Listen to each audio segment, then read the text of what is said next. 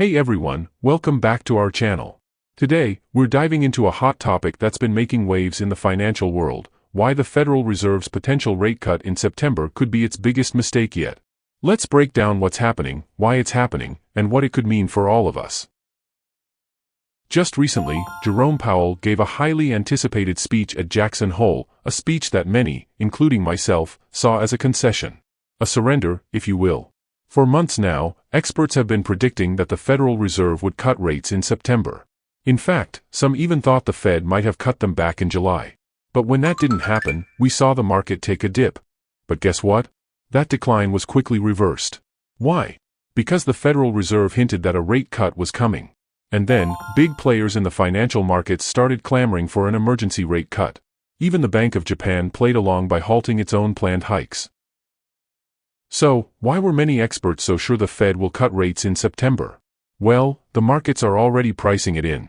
And on Friday, Powell laid the groundwork for this cut during his Jackson Hole speech.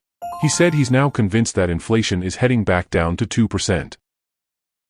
The time has come for policy to adjust. We will do everything we can to support a strong labor market as we make further progress toward price stability.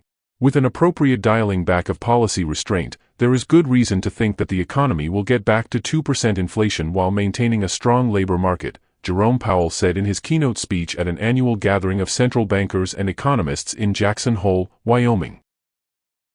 He said he's now convinced that inflation is heading back down to 2%. But here's the kicker: where's the data to support that claim? We've been hovering around 3% inflation for a while now. Powell might be looking at different metrics, like the core PCE index, but the actual CPI numbers tell a different story. And with this potential rate cut, there's little chance of inflation dropping to 2%. In fact, it's likely to climb higher, maybe to 4%, 5%, or even more. So, what's really going on here? Powell seems to be shifting his focus. Instead of fighting inflation, the Fed is now more concerned about rising unemployment and the overall economy. Just a few months ago, they wanted to see some weakness in the labor market to help bring down inflation. But now, any further weakness is unwelcome. Recent non-farm payroll growth revision from Bureau of Labor Statistics, BLS, shows we created 818,000 fewer jobs than originally reported. That's about 68,000 jobs fewer each month. That's a significant revision. It means that the job market was weaker than we thought, and months where we thought we saw job growth were actually disappointing. Even without these revisions, the reported numbers were misleading. The reality? Full-time jobs are being replaced by part-time ones. Many people are forced to work multiple jobs just to make ends meet, often at lower wages or less stable positions. What's even more concerning is that a lot of these new jobs are government jobs. We're essentially creating jobs by running up bigger deficits, and these roles don't necessarily add to the economy's productivity. We're just paying people to consume, not to produce. This isn't the sign of a healthy job market, and it certainly doesn't justify cutting rates. Now, let's talk about the real elephant in the room: the US dollar. The dollar has been getting clobbered. It's down to its lowest level in 13 months, and if it falls further, we could be looking at a multi-year low. The dollar's journey over the past few years has been quite a roller coaster. From May 2021 to October 2022, the dollar's value surged by 24% against other major currencies. This strong dollar helped bring down commodity prices, including oil, because most commodities are priced in dollars. As a result, we saw inflation rates drop significantly, from 9% down to 3%. But it wasn't the interest rate hikes themselves that caused inflation to fall, it was their impact on the dollar's value. People anticipated these hikes, and that expectation strengthened the dollar, which in turn lowered commodity prices and helped reduce inflation. But now, the story is different. The dollar index has already dropped 10% from its peak, and it could fall another 10% quickly, wiping out all those gains. A weaker dollar could reverse all the progress made on inflation. If a strong dollar helped bring inflation down, a weaker dollar is likely to push it back up. We could see inflation numbers go from 3% right back up to 9%, or even higher. The Fed seems to be pivoting at the worst possible time. It's like they've been fighting a pretend battle against inflation. We never truly had a restrictive policy. Interest rates only reached 5.25%, which is not particularly high. During this period, we saw record levels of government and household debt. People were still borrowing and spending like there was no tomorrow.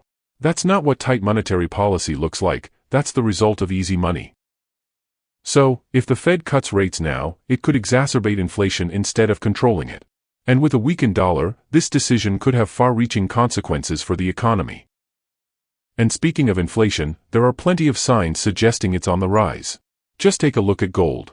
Gold prices have been skyrocketing, closing above $2,500 for the first time ever and staying above that level for weeks. Even after a significant sell-off, gold managed to hold steady above $2,500. This is a strong indicator that inflation isn't going down, it's gearing up to climb higher. Gold is often seen as a hedge against inflation, so when you see prices breaking records like this, it's a clear signal that the market is expecting more inflation ahead. The Fed is stuck between a rock and a hard place. Their dual mandate is to ensure price stability and low unemployment. But right now, they're at risk of failing on both fronts. If they cut rates to boost employment, inflation could spiral out of control. And the worst part? The Fed doesn't seem to have a solid plan. Powell even tried to justify past mistakes, praising their response to COVID-19. But those actions, fiscal spending and money printing, have only made inflation worse. We're now facing the consequences of those decisions, and it doesn't look like the Fed has learned its lesson. So, where does this leave us? If the Fed cuts rates in September, it could trigger a cascade of economic problems, rising inflation, a weakening dollar, and a shaky job market. This isn't just a mistake, it could be one of their biggest yet. As always, it's important to stay informed and prepared. Keep an eye on these developments, because the decisions made today could have lasting impacts on all of us. Do you think the Fed's rate cut is a mistake? What impact do you think it will have on our economy? I'd love to hear your thoughts. Let me know down below in the comment section. Thanks for watching. Make sure to like, subscribe, and hit that notification bell so you never miss a future update.